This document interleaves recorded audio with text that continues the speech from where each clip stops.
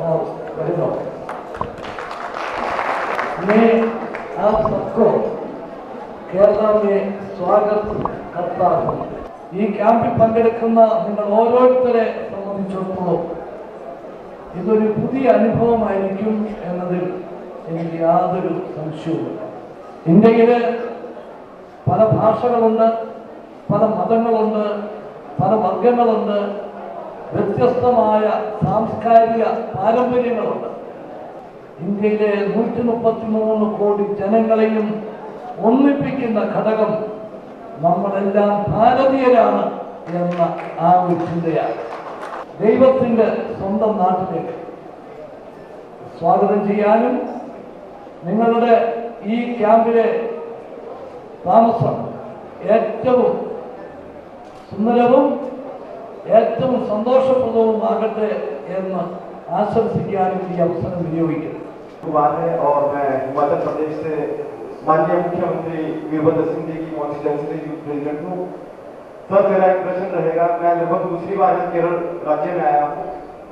हमारा देश एक हिंदी राष्ट्र देश है और जब भी हम यहाँ पे आते हैं तो हमारे थोड़ी हिंदी की प्रॉब्लम यहाँ पर देखने को मिल रही है.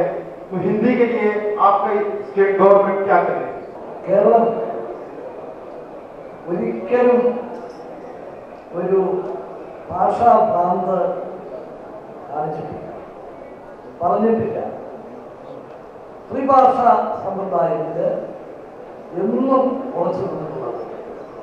ദക്ഷിണേന്ത്യയില് പ്രത്യേകിച്ച് നമ്മുടെ അയൽ സംസ്ഥാനത്ത് ഹിന്ദി വിരുദ്ധ പ്രക്ഷോഭം നടക്കുമ്പോഴും കേരളത്തിൽ യാതൊരു പ്രതിഷേധവും ആ കാര്യങ്ങളൊന്നും ഉണ്ടായില്ല.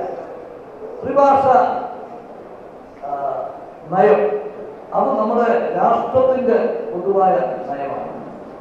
അതിനോട് പൂർണ്ണമായിട്ടും ഇണങ്ങി ചേർന്നാണ് മുമ്പോട്ട് പോകുന്നത്. ഹിന്ദി പരമാവധി പ്രോത്സാഹിപ്പിക്കുന്നുണ്ട്.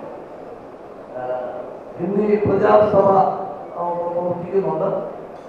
എല്ലാ ക്ലാസ്സുകളിലും 5ാം ക്ലാസ് കഴിഞ്ഞിട്ടുള്ള ക്ലാസ്സുകളിലൊക്കെ ഹിന്ദി പഠിപ്പിക്കുന്നതിനുള്ള സംവിധാനമുണ്ട്.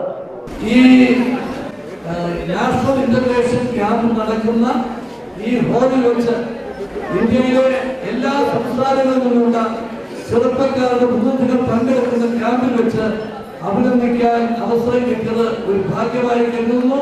She has got the first rank in the IAS All